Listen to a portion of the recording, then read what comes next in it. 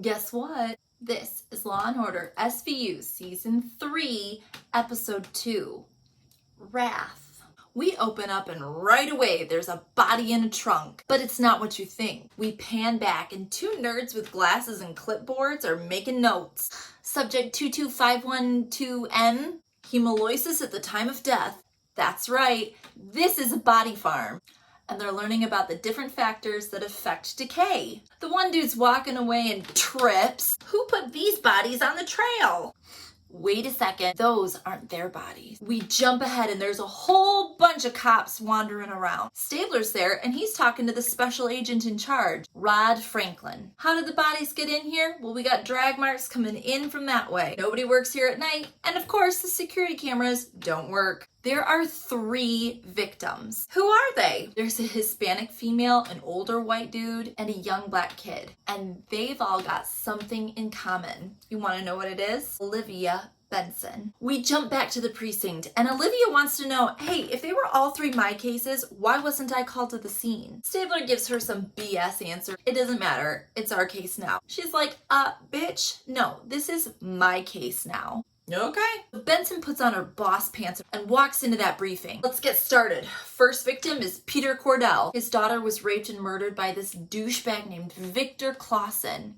What's worse is that dude got off on a technicality, some shitty lab mix-up. Victim number 2 is Carmela Barantes. She was raped and beaten by some jerk that's now in Sing Sing. Victim number 3 was Clayton Derricks. First, he was pulled out of his home because his dad was beating him. Then he got raped in the group home he got put into. So they took him out of that home and put him in foster care. Let's talk about cause of death. Munch. Preliminary tox reports came in. All 3 victims were pumped full of sedatives and potassium chloride. Their deaths were painless. Cragen's like, all right, let's start interviewing the family. We're the first victim, Peter Cordell's son's house. He doesn't know the other 2 victims, but he does tell him that, yeah, his dad was keeping a real tight eye on that douchebag Clausen. He figures it's who killed him. So we go to catch up with Victor Clausen, who is currently laying carpet in Queens, which is not a euphemism, that's like literally his job.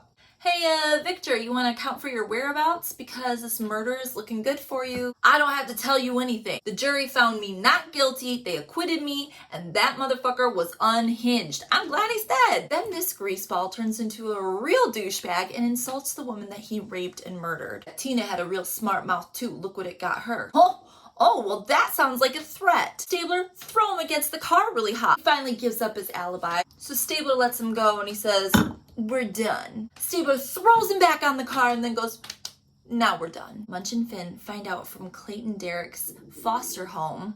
That was my stomach. They find out from his foster mom that he's still got a really good friend over at the home. The friend's name is Michael Washington. And when they find Michael Washington at the group home, the sweetheart is very helpful. Yeah, he saw Clayton yesterday, begged him for cab fare because he had won a computer. Oh, that's nice. They'll follow up with Starling Car Service to see where he was going. Benson and Stabler are with Carmela's mom, the second victim. She's holding her daughter's picture and is a mess. She was getting her life back together. She even won a computer. A computer? We get back to the precinct and Munch says, yeah, Peter Cordell had just won a computer too. That's the link. We've got an address from Starling Car Service, so Cragen's gonna take care of the search warrant and we're gonna get over there. The whole team is at this big old warehouse and the landlord lets them into the space. The guy rented the space 6 months in advance. He paid cash. He never met him. The company name on the door says Avelo Promotions. And sure enough, inside we find letters about these computers people won and little glasses, probably laced with all those drugs. Hey guys, they all look over at Olivia, and when she closes the door, we see Avelo in reverse. Olivia! We're back at the precinct and we're all circled around Huang. Shh, he's gonna speak! 3 victims, different ages, different genders, different races. This is about revenge. It's all about Olivia. Yeah, Huang, we could have told you that. They suspect that the bodies were dumped at the farm because that's federally funded property, which means it would have gotten national attention. Okay, Olivia, you were particularly close with each one of these victims. Let's look for somebody with a grudge. Huang has a theory. Potassium fluoride is a drug in a lethal injection cocktail. And he used police restraints to tie the bodies together. A significant indicator. All right, team, start checking in those old-ass computers. We're looking for an ex-con who hates Olivia. The whole time, Benson's getting a little bit squirrely. She's mouthing off to Cragen. She's pissed at Stabler. But put that on the back burner because we gotta go check with Clayton Derek's dad. Remember the dude who abused him? He's locked up right now. He doesn't have a lot of information other than, yeah, he sure does hate Olivia, but they're in luck. They do have 3 names of people who fit the profile. First dude's name is Junior. He turns out to be a pretty cool dude. It's not him. Second dude's out on parole after raping his niece. He has to take shots to sterilize him. They make me fat and they make me sick. Finn leans in. You still like little kids, fat boy? Finn, he's got an alibi, probably not him. The last dude's name is Eric Plummer, and he looks promising. He was charged with rape and murder, convicted on eyewitness testimony, and then later cleared when DNA caught up. When they go to check in on him, he's not there, but his wife, or ex-wife, is. And she hates Olivia too. Even if I knew where he was, I still wouldn't tell you. All right, well, we will check on that wife's phone records later. Right now, Olivia is bushed. Go home and get some sleep, babe. But she's got another thing coming. That night, she's woken out of a deep sleep by her apartment buzzer. It just keeps going off. She's heading down to the front door. And guess what? Nobody's there. There is a stick just jammed into her button to keep it going. She looks out into the street and there's a huge box that says a velo and a dead body's hand laying out the end. Holy shit. You want to guess who the victim is? Clayton Derek's dad. Wasn't he in jail? Who bailed him out? Well, according to these files, you did. What? Okay, so that dude from the beginning, Rod Franklin, is back. And he wants Benson off the detail. That man was alive until she visited him. She's all, first of all, I don't work for you. And second of all, I don't need a protected detail. Bye. Benson and Stabler head to the bail bonds place. And this dude looks like a thumb in glasses. I can't help you, sweetheart. Sweetheart? Sweetheart? She pulls out her badge. Everybody out. Okay. Some white dude in his 20s or 30s. Okay, we've got 2 very interesting bits of information sitting at the precinct. Number 1, toxicology came back on the new victim, Bruce Derek. There was pavulon in his system, which means this dude suffered. So the murderer saw him as a perp, not a victim. We also find out that Mrs. Plummer did make a phone call. They traced the number to a lab. A lab, you say? Like where you can get chemicals? Sure enough, Eric Plummer works in this lab.